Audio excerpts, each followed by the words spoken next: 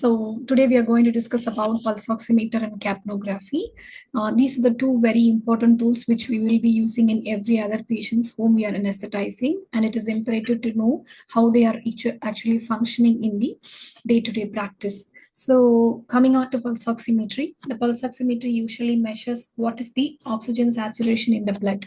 So these basically triggers from hemoglobin, which has got a 5 species which is there in the human body.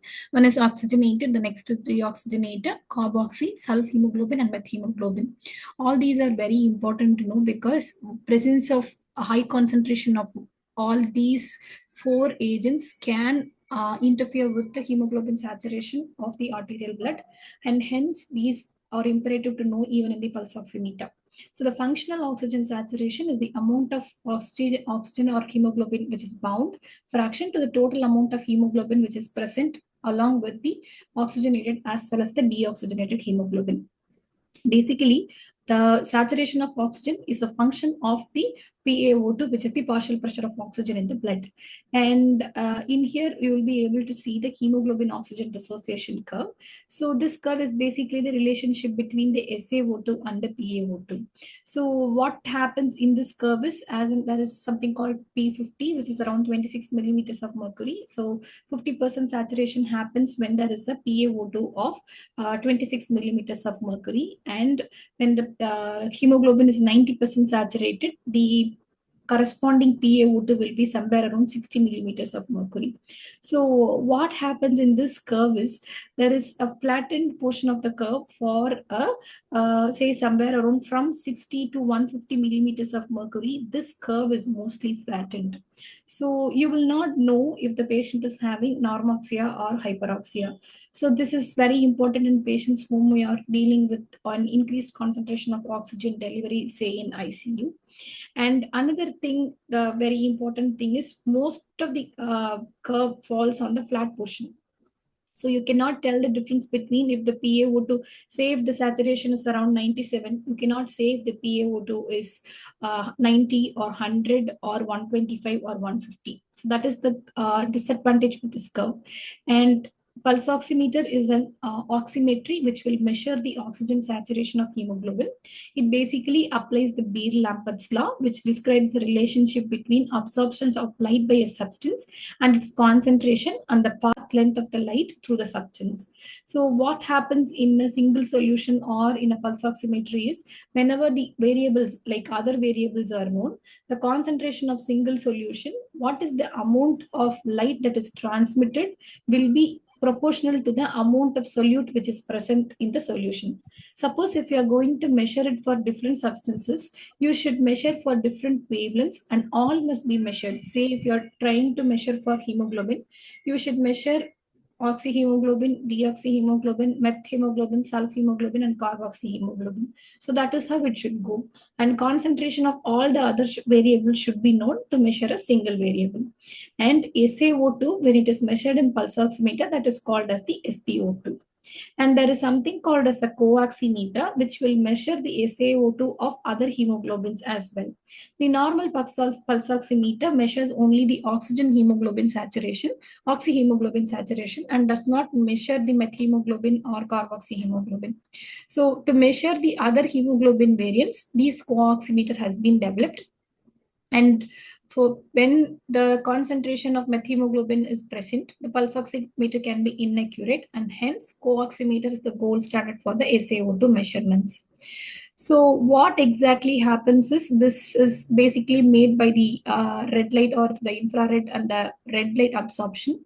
So as you can see in this graph, most of the hemoglobin which you are seeing, so this yellow color is methemoglobin, which will absorb both at 660 nanometers as well as the 940 nanometers. And you can see the oxyhemoglobin dissociation curve or oxyhemoglobin absorption curve as this blue one, wherein it is absorbing more at 940, which will be which is not shown in this curve, and the reduced hemoglobin absorbs more at 660 640 millimeter, sorry, nanometer. So that is has to be taken into consideration. So the oxyhemoglobin absorption greater at 940 nanometers, and there is a greater absorption at 660 nanometers for the deoxyhemoglobin. So, and methemoglobin absorbs both at like for the 660 as well as 940, the absorption is the same. So the principle beyond this is there is a pulsatility in the arterial blood flow. So there is a concept of the pulsatile flow versus the non-pulsatile flow. So as you can see here, this is the pulsatile flow from the artery. This is the non-pulsatile flow from the artery. This is the venous blood and the capillary blood, and this is the tissue. So there is a pulsatile arterial flow, non-pulsatile arterial flow, and non-pulsatile capillary and venous blood flow. So in here, what we are trying to find out is the estimation of the arterial blood and the pulsatility of the SaO₂. So there are different differential light absorption for both arterial and other components. So it may not be the same. The absorption by arterial blood and the venous blood are not the same because deoxyhemoglobin absorbs more at 660 nanometers. So this follows the formula of light absorption by the tissues when it is alternating current or a pulsatile current. So AC by DC. DC is the non-pulsatile flow. So what is the absorption of AC at 660 nanometers and what is the absorption at 940 nanometers by what is the absorption of DC by 660 nanometers and 940 nanometers? Will try to give you a value of the pulse oximeter. And there is something called as an R value, wherein it is empirically calculated and it is persistent or it is calibrated to individual manufacturers of the pulse oximeter. And the accuracy range of the SpO₂, which is measured by every other pulse oximeter, should be at the range of 2 to 3%. So what this R value empirically reflects is the saturation, which is based on the calibration curve, and it is pertinent to individual pulse oximeter which you are using. So the R value is, as I told before, what is the absorption at 660 nanometers for AC and 660 nanometers for DC, and what is the absorption of the oxyhemoglobin at 940 and the non-pulsatile flow at 940. So basically, when the R value is corresponding to 1, the SpO₂ will be corresponding to 85%. And this is actually calibrated. In most of it, it will be close to 0.4 or 0.6, and hence it is around 100%. So this R value is very important for every other pulse oximeter. And the components of the pulse oximeter are, there is a light emitting diode and there is a photodetector, which are present on the opposite side. And this LED is turned on and off in a sequential manner. And when the LED is off, this will get light from the atmospheric source and try to find out what is the oxyhemoglobin saturation. So there are two types of pulse oximeter. One is the reflectance pulse oximeter and another is a transmission pulse oximeter. In reflectance pulse oximeter, the diodes are present both on the same side. So there is diodes, right? So the diodes are present both on the same side. Emitter as well as photodetector, both are present on the same side. And in transmission pulse oximeter, it is usually present on the opposite side. And this is the most commonly used pulse oximeter as we are using in our day-to-day practice. And what is the importance of using a pulse oximeter is, it is one of the best non-invasive methods of assessing a patient's level of saturation. And it has got its place in the ASA minimum standard of monitoring. And co-oximeter and multivariate pulse oximeter has been in place. Co-oximeter is used to measure the all the hemoglobin variants, and multivariate pulse oximeter, when used perioperatively, though there are inaccuracies in the measurement of hemoglobin, it can still measure hemoglobin.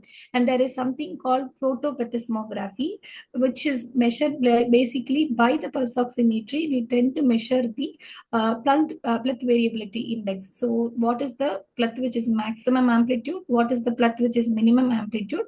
When you subtract between the two, you get the delta Pluth Variability Index. So when used to assess the fluid responsiveness to a challenge of 500 mils or 250 mils, they usually provide a very good value. So the amount of this uses basically the principle that the amount of light that is absorbed is directly proportional to the amount of that is passing through. So in major abdominal surgeries, when they've used this plethysmography related pulse oximeter values, there has been outcome benefits in major abdominal surgeries in patients undergoing them.